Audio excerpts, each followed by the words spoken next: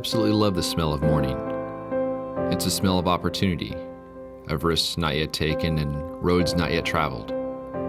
It's a smell of anticipation, excitement, and that of an unwritten story. Not all stories need to be epic tales of heroic moments. The life of a landscape photographer is far more mundane. The exciting moments are few and far between, and most of the day is spent wandering, watching, and waiting. On the morning of day 4, I woke to clear skies and headed to the location that I visited yesterday. If the conditions held out, there was definite potential for exposing some film. Well, a little bit of a treat today. There's a lot of blue sky, and that means that I might be able to get a little bit of reflected light this morning. So I've come to the same location where I was yesterday morning. I want to shoot this big wall back behind me here.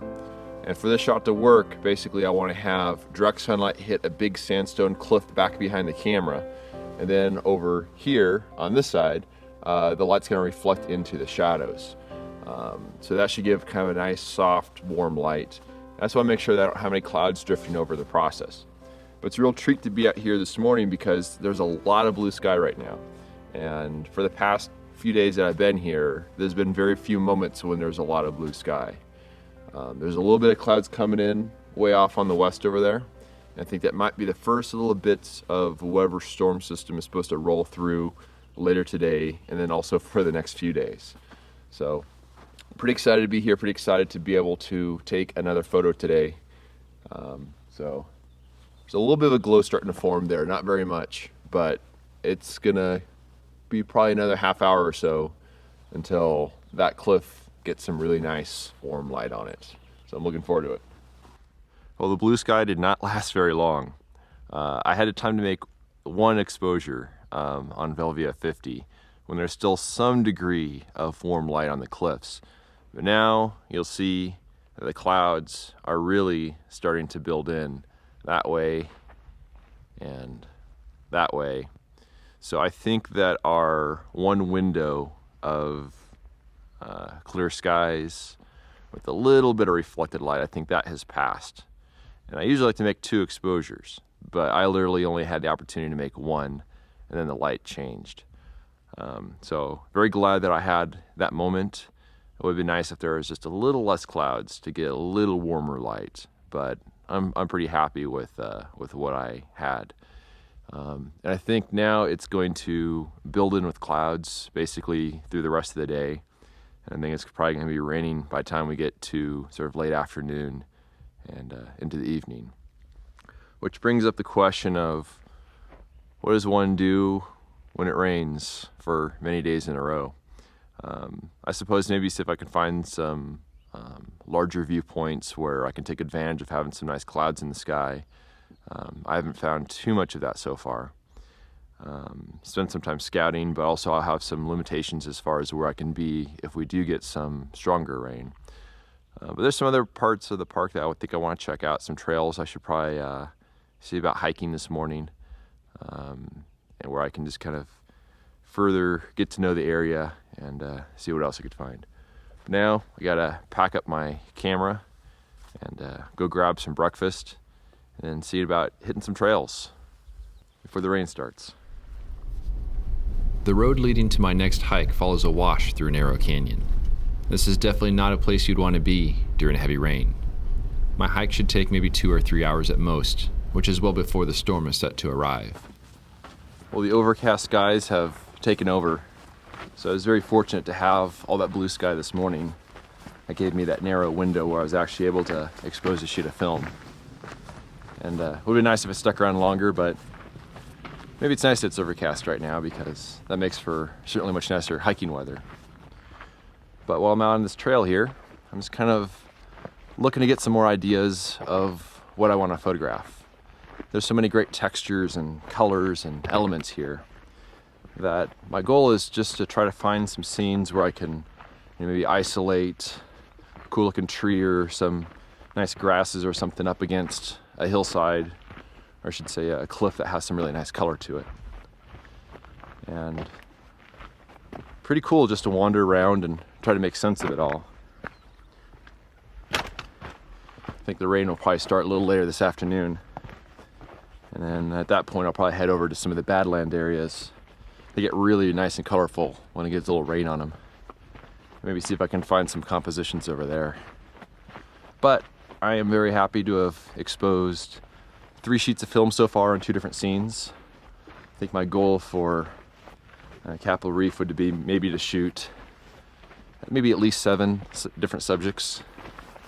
And got a lot of time here, but also got a lot of rain on the way, so we'll see how that goes. Well, I've reached the end point of the trail here, and there's a pretty good view over actually where I was this morning. You see the road down there, some of the cliffs and stuff down there. And also you might be able to see way back in the distance, there's a little bit of snow or rain or something falling. So it looks like the system is on its way in, which probably means I should probably be getting out of here. Hiking in the rain is fun, but I don't know how fun it'd be for a long time. Well, it's mid-afternoon now, and the rain is starting to come in here. I spent quite a bit of time earlier, had some lunch, and also loaded some film. I have some more film holders now, which is nice, so I have actually a total of 4 film holders loaded with Velvia 50, which is probably the main film that I'm going to use on this trip. I do have a bit of an admission to make, though. My New Year's resolution this year was to shoot more black and white film so I can kind of get to know it a little bit better. I didn't take any with me on this trip. I figure it's such a dominant, colorful location that I think this is just color is going to do very, very well here. And so I have a little bit of limited space as far as when I bring film to make sure I can fit the loaded film holders, the boxes of unexposed film, the boxes of exposed film, to keep that in my cooler. And squeezing some black and white in there too would just be a little more than I'd want to take with me. It means I might not take as much of the color stuff. But I was wandering around a little earlier today, and I found a subject that I think would make for a pretty decent photo. I'm trying to figure out what type of light it would look best in. But it would certainly be a very even, sort of calm sort of light, but cloudy looks kind of boring. So maybe it's a after sunset sort of light when there's some warmth on the scene.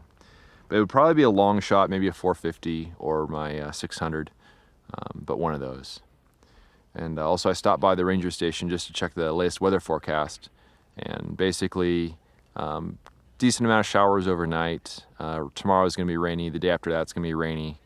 Let's see, today is Wednesday, so Thursday, Friday rainy, Saturday rainy, and Sunday possibly snowy. So I think at this point I will kind of keep the shot I found today in mind and see if we get some opportunities like this morning when I can take a photo, and probably also hit some other trails and see what else I could find, and continue to explore and maybe find something where after several days of rain, some of the wet, sort of eroded hills and stuff will be even more colorful, and sort of pursue some of that. But this will probably be a matter of me kind of laying low for a little while as the storm goes through, because it's definitely not fun to set up a wooden camera in the rain. But I'm going to keep wandering and enjoy the little bit of rain that's falling right now and see what else I can find. As the afternoon progressed, the sky grew dark and storm clouds streamed in from the west.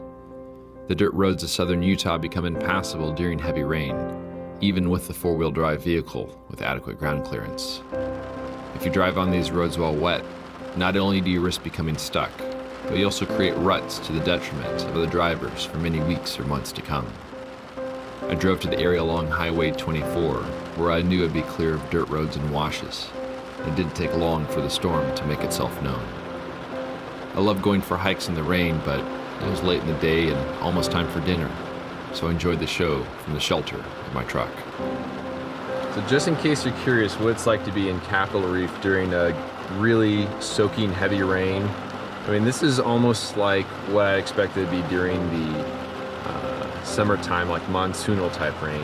And I'm really hoping that no one is in any of the canyons and stuff, some of the areas where I was earlier today, and they're under this particular cell, because this is enough to actually create some, not big flash floods, but maybe some flooding in some of the canyons. This is like drive around with your windshield wipers at full speed kind of rain. I don't imagine it's gonna last long, but I think this is kind of what I'm gonna be in store for the next several days.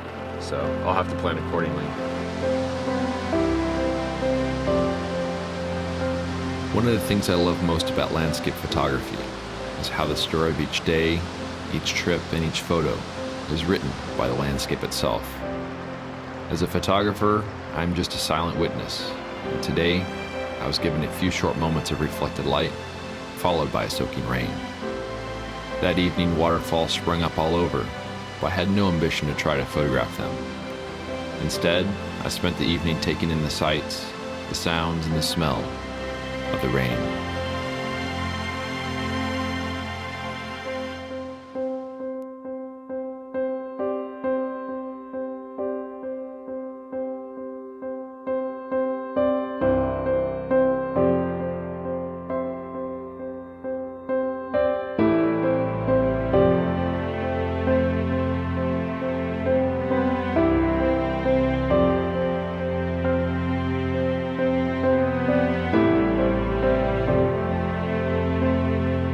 If you love this content and want to help support my journey, you can do so by subscribing to my YouTube channel, telling a friend, or sending a voluntary contribution of just $24 a year with PayPal or Patreon, and depend on the generous support of people like you to produce this ad-free content. For more information on how to support me, please visit the donations section of my website. Thanks in advance for your support.